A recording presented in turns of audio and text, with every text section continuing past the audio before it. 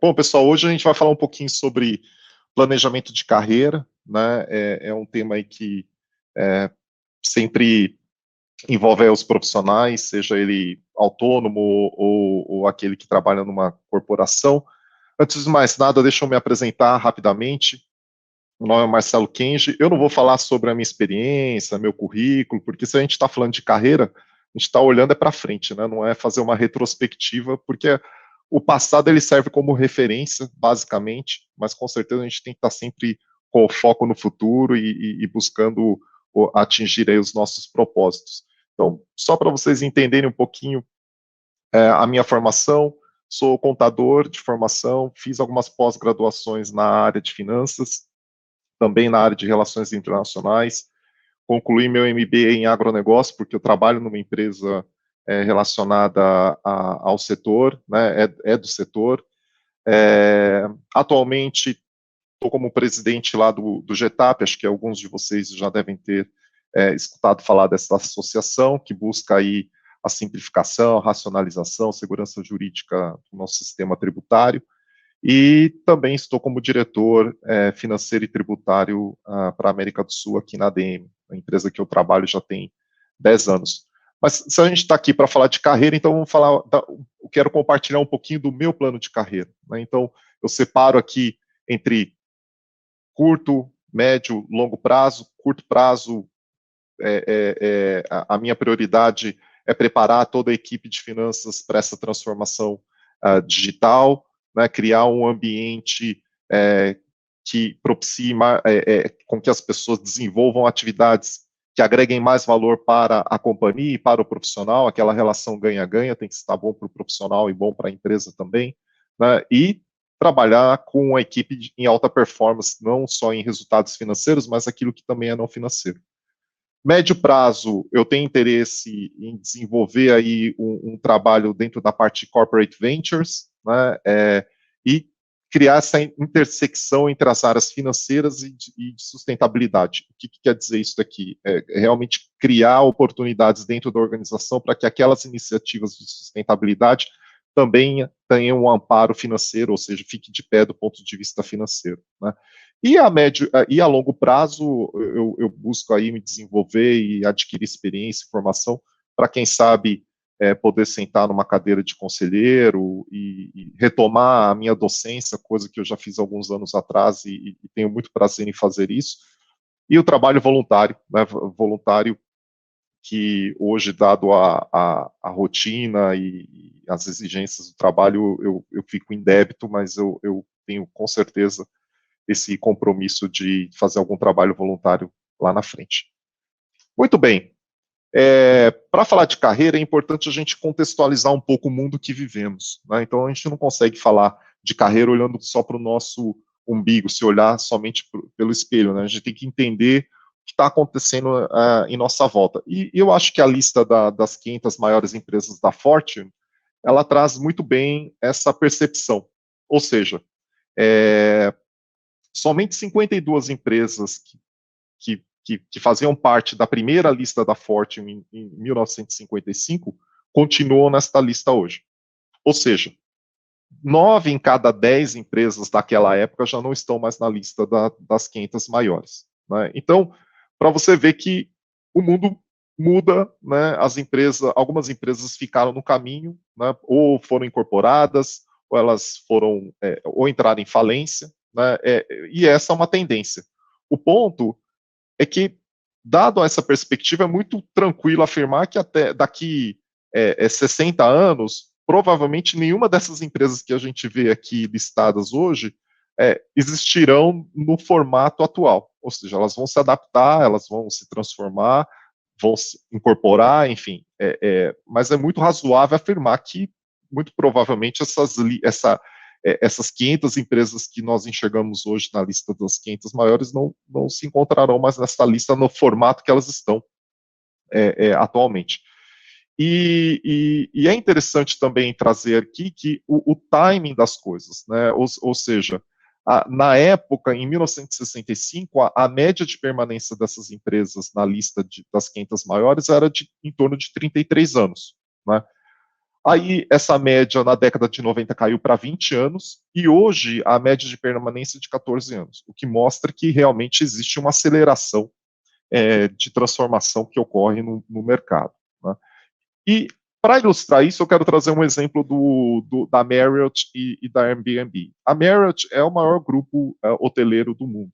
Tá? Então, vocês podem ver que ela foi fundada em 1927, ou seja, a gente tem aí 93 anos praticamente para uma empresa chegar no tamanho que ela chegou hoje, com 200 mil empregados, né, um market cap de 17 bi e mais de 1 milhão de quartos disponíveis. Né. Agora, quando a gente olha a força da disruptura que a gente está enfrentando hoje, você vê o Airbnb do outro lado, que tem aí 12 anos de existência, ela praticamente dobrou, mais do que dobrou o número de disponibilidade de quartos, né? E o market cap dela, o valor de mercado dela é de 21 bi, né? Ou seja, maior do que o da Marriott. E ela faz tudo isso com 5 mil empregados. Acho que essa fotografia aqui dá uma percepção do mundo que vivemos hoje. Né? Talvez a Marriott não deixe de existir, mas o modelo de negócio dela ela vai ter que ser revisto. E quando é revisto o modelo de negócio, o plano de carreira das pessoas que trabalham na Marriott também vão passar por uma adaptação. E a Airbnb não está imune a essa transformação toda que vivemos hoje. Ou seja, vejo todo mundo, acho que todo mundo não, mas muita gente acompanha o impacto da pandemia nos negócios da Airbnb. Eles tiveram que remodelar o modelo o modelo, né? Eles tiveram que fazer alguns ajustes organizacionais para que pudesse passar aí por esse momento de pandemia. Né? E tudo isso entra num contexto que você tem aqui as pessoas cada vez mais conectadas e empoderadas. O que eu quero dizer com isso? Hoje, uma pessoa com um celular na mão, ele consegue provocar uma disruptura numa sociedade. Veja o que aconteceu com George Floyd, né? Aquela filmagem que foi feita e todas as manifestações que ocorreram não só na localidade onde George morava, não só no país onde ele morava, mas no mundo inteiro. Ou seja, as pessoas hoje ela têm um poder que elas nunca tiveram na história da humanidade. Né? É um caso corporativo, acho que muitos de vocês vão lembrar a história do rato dentro da garrafa de Coca-Cola. Imagina quantos milhões a Coca-Cola teve que investir em marketing para mostrar que o processo dele era seguro. Né? Isso por quê? Porque teve um cidadão que colocou uma notícia na internet e isso viralizou, fazendo com que essa multinacional, a Coca-Cola, tivesse que entrar com várias propagandas de marketing, né, e vir ao público para mostrar que realmente o processo dele é extremamente seguro. Né? Isso mostra aí o poderio do indivíduo, coisa que antigamente nós não tínhamos. Né? Negócios conscientes, alguns de vocês também já devem ter ouvido falar sobre um conceito de empresa B, que são empresas B, são aquelas empresas que ficam entre o setor A, o privado, e o setor C, né, do terceiro setor, né, que é o setor mais social, e aqui o Brasil, fica um dado interessante, o Brasil é referência em negócios B, ou seja, a gente tem várias empresas enormes brasileiras que têm isso incorporado na sua cultura. Um exemplo clássico é o da Natura. Né? Então, se você olha todo o programa que a Natura ela possui, ela tem aquela preocupação genuína com relação à sustentabilidade, né, o trabalho com a agricultura familiar, embalagens biodegradáveis, enfim, tudo isso, não teste de cosmético em animais. Então, isso por quê? Porque é a nova geração, né, essa geração, a sociedade hoje ela está muito mais consciente, busca consumir seus produtos de empresas também que têm essa mesma orientação. E as tecnologias transformadoras, como a gente viu na questão do Airbnb, né? Ou seja, plataformas que surgem diariamente e que criam uma disruptura dentro de um setor.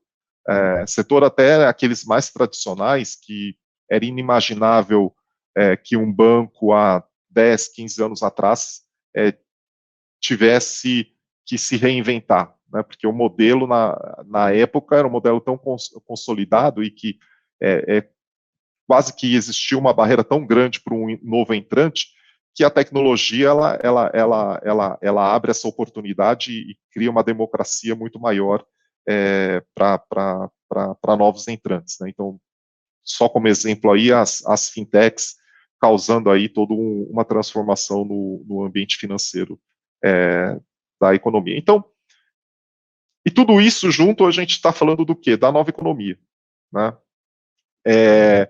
E o que essa nova economia traz? Ela faz com que os profissionais, nós todos, tenhamos também que se adaptar a isso, né? Ou seja, aquele modelo que eu tinha de carreira, quando comecei a trabalhar no meu primeiro emprego, já não existe mais, né? Ou se existe, está em extinção.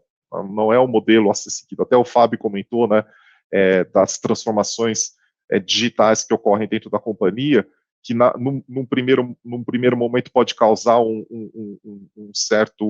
certa ansiedade da sua manutenção de emprego e tal, mas é uma realidade, ou seja, é um caminho sem volta. A automação, a automatização, a robotização, tudo isso veio para ficar. E o que a gente precisa fazer como profissional? Se reinventar, né? Então, só para a gente já começar a entrar um pouco nessa reinvenção da carreira, eu trago aqui o conceito VUCA. Acredito que muitos de vocês já ouviram falar do mundo VUCA, né, que onde se traduz o quê? Um mundo volátil, incerto, complexo e ambíguo, né? A volatilidade das mudanças, elas ocorrem numa velocidade absurda. Quem imaginava em dezembro do ano passado que a gente teria que a gente iria passar por aquilo que a gente passou? E olha a mudança que isso causou na forma como a gente trabalha hoje. Empresas que em dezembro você falar para um presidente que você ia colocar sua equipe em home office, você praticamente ia ser mandado embora, né? Tendo que esse mesmo presidente tomar a decisão de movimentar aí todo o seu contingente a trabalhar dentro de suas casas, né? Olha a mudança que isso causou na forma como a gente trabalha hoje e tudo aquilo que continua causando, né? Setor imobiliário, setor de refeições, entretenimento, etc. Incerto. Então, a gente está falando de plano de carreira. Eu falar de plano de carreira com vocês é algo bem simples, né? Porque tudo pode acontecer, inclusive nada, né? Então, daqui para frente, você fazer um planejamento com milestones, né, com entregas muito fixas, o risco de você ter que fazer algum ajuste no meio do caminho é enorme, né? Então, por quê? Porque a gente vive nesse mundo incerto, né, desconhecido, as variáveis são enormes, né, é difícil de você fazer qualquer previsão de longo prazo, dado a velocidade que a tecnologia ela vem entrando nas nossas vidas e transformando tudo, né?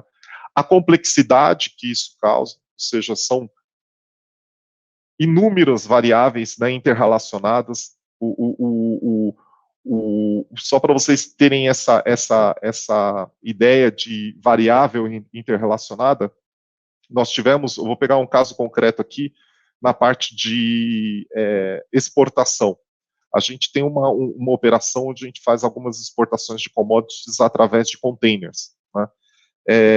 O que acontece com a pandemia, você teve a interrupção da produção que começou lá na China, né? Todo mundo sabe que a China é um dos maiores importadores do mundo, então muita coisa aqui no Brasil chegava através de containers, né? Então, com a pandemia, com a interrupção da produção na China e com a diminuição do volume de importação, chegou um ponto que eu não tinha mais container aqui no Brasil, né? E aí a gente teve que mudar todo o racional de logística da companhia para continuar atendendo aí os contratos e tal. Ou seja, você vê aí a correlação da coisa, né? E o que exige aí um alto grau de adaptabilidade para isso que vai surgindo no decorrer aí da sua carreira, em tocar o seu próprio negócio, etc. E a ambiguidade, né? Você tem que ter aí uma cabeça extremamente aberta para várias interpretações, né? Várias da forma como você coloca a sua perspectiva, elas são antagônicas, né, e verdadeiras ao mesmo tempo. É um negócio meio maluco, né, você se deparar com isso. Antigamente você tinha uma sociedade, antigamente, né, há pouco tempo atrás, você tinha uma sociedade que tinha essas balizas muito bem claras, né? E quando a gente traz isso para o ambiente de trabalho, e quando você traz isso para a sua carreira também, sua carreira ela passa a ser cada vez mais ambígua. Não tem certo e errado, não tem um caminho único para o sucesso seu profissional ou pessoal. Né? As coisas elas são ambíguas. E como a gente enfrenta esse mundo VUCA? Então, com a volatilidade, a gente tem que ter a visão. Então, olha lá meu plano de carreira, eu tenho uma visão muito clara daquilo que eu quero, daquilo que eu busco, né? O caminho ele pode ser vários, e eu não vou me prender hoje no caminho, eu vou me prender no meu propósito, naquilo que eu acredito, naquilo que eu busco como desenvolvimento pessoal e profissional. Incerteza a gente combate com entendimento, e é importante a gente aqui ter uma clareza da diferença entre entendimento e conhecimento, né? Então, só conhecimento às vezes leva você a ações equivocadas. Então, você precisa realmente entender o ambiente onde você está inserido, entender o modelo que funciona o seu departamento, para que dentro desse entendimento você possa começar a trabalhar num plano de ação com relação à sua carreira.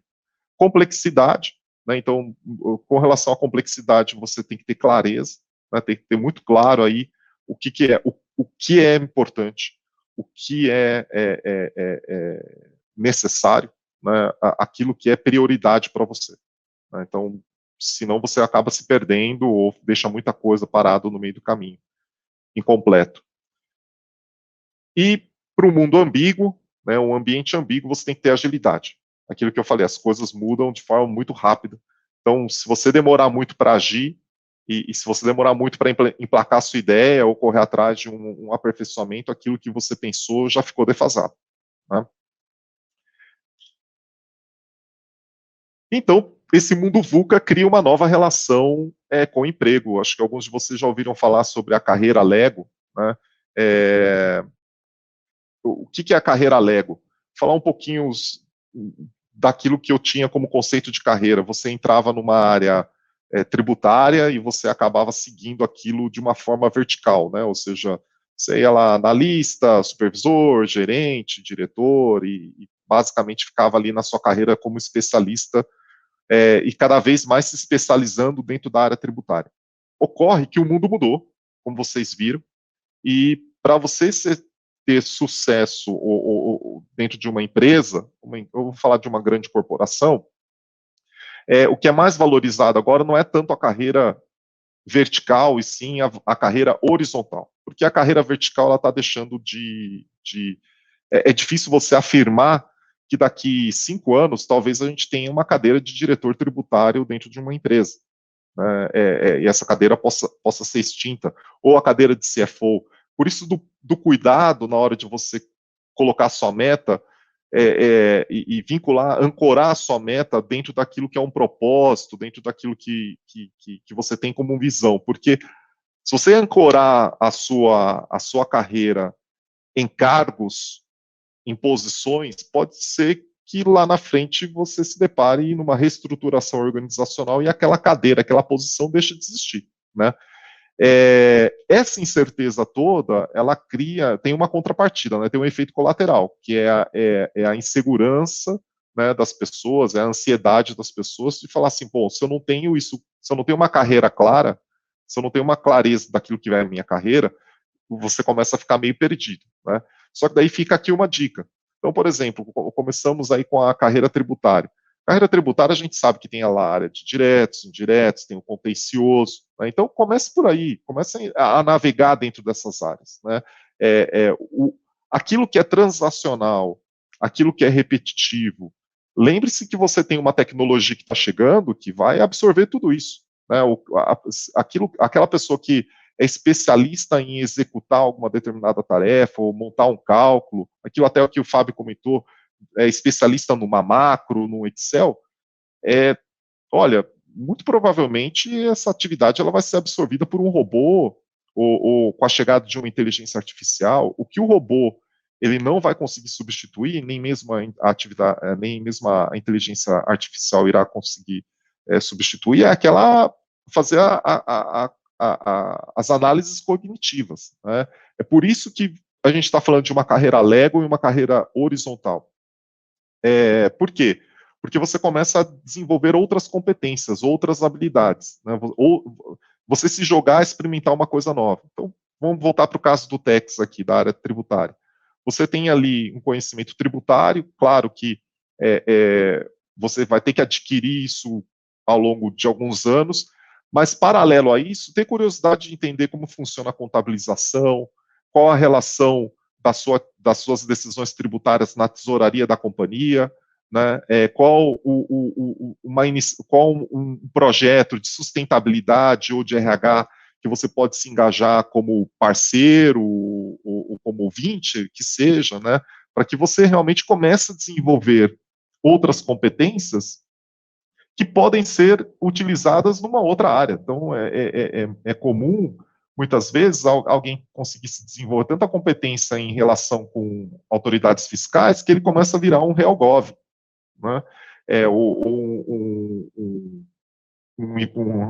Responsável, uma pessoa responsável por comunicação com investidores, né? Enfim, crie essa amplitude dentro da sua carreira, que vai facilitar muito para que você possa navegar nesse ambiente aí de constante mudança. Outra dica que fica é a questão também de você se engajar em projetos dentro da organização. Aqui mesmo ele fala, né, que as estruturas elas passam a ser impermanentes, ou seja, você cria uma estrutura para atender um determinado fim, o lançamento de um determinado produto ou a implementação de um processo, e uma vez concluído esse projeto, essa estrutura é desmontada, né, e você pode realmente trabalhar num outro projeto. Então, para que você tenha essa flexibilidade, é importante você desenvolver essas competências complementares, né? Uma coisa que o pessoal pediu para comentar aqui também é como as companhias enxergam o profissional na hora de uma contratação, ou até na hora de trabalhar no desenvolvimento da equipe. Eu trago aqui basicamente 9 áreas, nenhuma delas é novidade. Vocês vão passar o olho aqui, vocês vão perceber que elas já existem há um bom tempo, mas elas ganham força à medida que a gente vai para esse ambiente de constante mudança e nessas estruturas de carreira Lego. Então, primeiro, responsabilidade pelo modelo de negócio, ou seja, aquele famoso senso de dono, né? Entender o modelo de negócio, não é conhecer, de novo, é entender o modelo de negócio. Aqui pode soar um pouco duro, mas assim, a nossa opinião, a minha opinião dentro daquele processo, talvez pouco importa. Na realidade, a gente precisa entender e se engajar nisso, por isso que o seu propósito estar alinhado com o propósito da companhia é importante, né, para que você possa incorporar isso de forma genuína.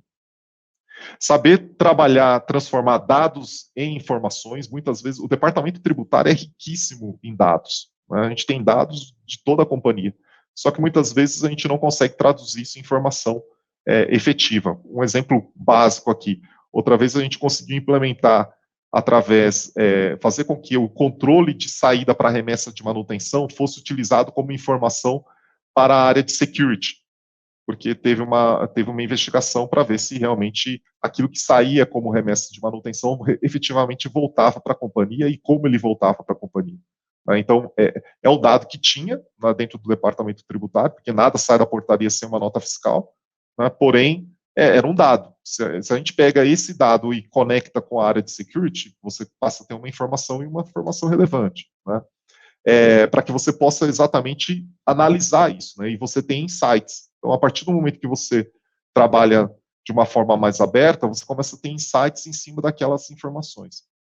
Estratégia, pensamento estratégico, né, independente da função que você ocupa dentro da organização, você ter clareza o porquê você executa aquela atividade, por que aquela atividade é mais importante do que outra, né, e a partir daí se forçar a desenvolver esse racional mais estratégico. De novo, aqui a gente tem que ser muito cuidadoso com os nossos como se diz, eu tenho a palavra em inglês aqui, que é unconscious bias, né, que são os nossos preconceitos, ou seja,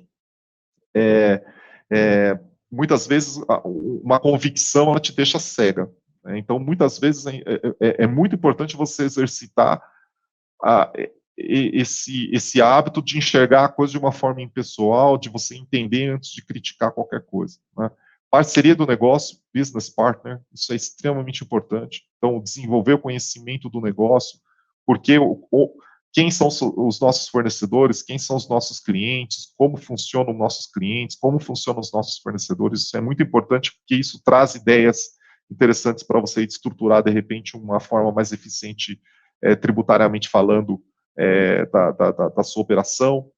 O alcance e profundidade das experiências, ou seja, não parar na página 5.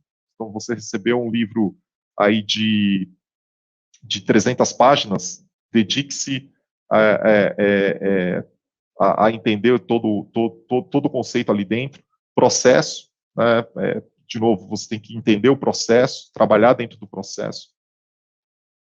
Liderança, independente se você tem pessoas que reportam para você ou não, é a liderança que você você exerce com os seus colegas de trabalho, enfim, com as pessoas da sua comunidade, e gerenciamento através das outras pessoas, né, que também está relacionado aí um pouco à liderança.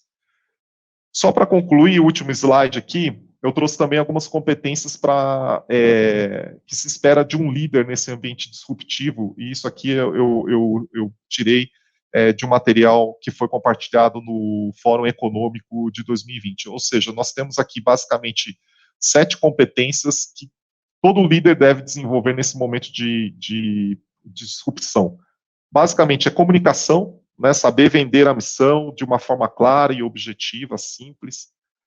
A colaboração é extremamente importante, a colaboração para que as áreas, as equipes remem na mesma direção, né, ou seja, evitar ao máximo aquele relacionamento bélico que muitas vezes a gente encontra numa corporação, de uma área criticando a outra. A gente tem que ter clareza que o nosso concorrente está lá fora, né, que dentro somos todos, participamos, fazemos parte de uma única organização, então ambiente colaborativo é extremamente importante. Senso de urgência, né, ou seja, não tomar decisão pode ser tão prejudicial quanto tomar uma decisão errada. Então, nesse ambiente de constante transformação, a gente tem que aprender a rodar com o pneu vazio, né, com o pneu murcho. Ou seja, a gente tem que estar muito confortável em tomar algumas decisões com o mínimo de informação que a gente tem disponível naquele momento e estar aberto a fazer alguma correção de rota se preciso for.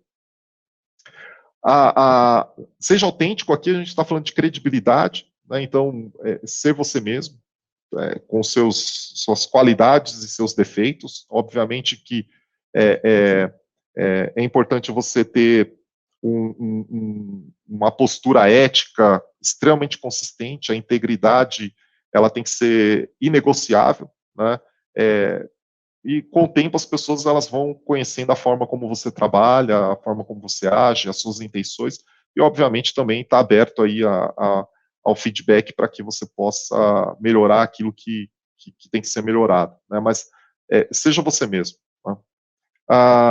O quinto elemento aqui é coragem, o fato de você ter conversas difíceis, né, tomar as decisões difíceis, seja na sua carreira ou dentro da sua área, se você é um gestor, né, ter essa habilidade de exigir mudança na sua equipe e exigir mudança dentro da sua organização, né, e transformar aquilo que é dificuldade em oportunidades. Então, a gente tem que ter realmente muita coragem. Uma vez eu escutei o CEO da companhia falando que, às vezes, para você fazer um bom trabalho, você tem que estar disposto a perder o emprego. Né? Então, isso exige muita coragem. Né? Pensamento estratégico, né? Enxergar o plano macro, entender, de novo, aquela diferença entre conhecimento e entendimento. Né? Então, você enxergar o macro, o cenário macro das coisas que acontecem nas suas voltas, para que você possa ter assertividade nos próximos passos que devem ser tomados, né?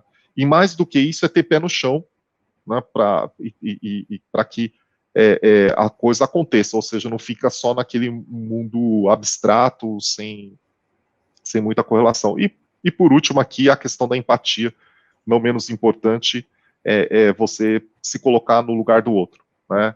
É você escutar uma opinião diferente, estar aberto a críticas, aquela velha frase, né? A sua visão melhora a minha visão. Então, quanto mais alguém trazer um ponto de vista diferente, compartilhar algo que vai contra talvez até até muitas vezes os seus valores, é importante você escutar, absorver, e porque de repente ali tem algo que você consegue trabalhar, mas para isso você tem que estar você tem que se colocar muito aberto, né, a escutar, a bater um papo, enfim, aqui é conversa, conversa, conversa.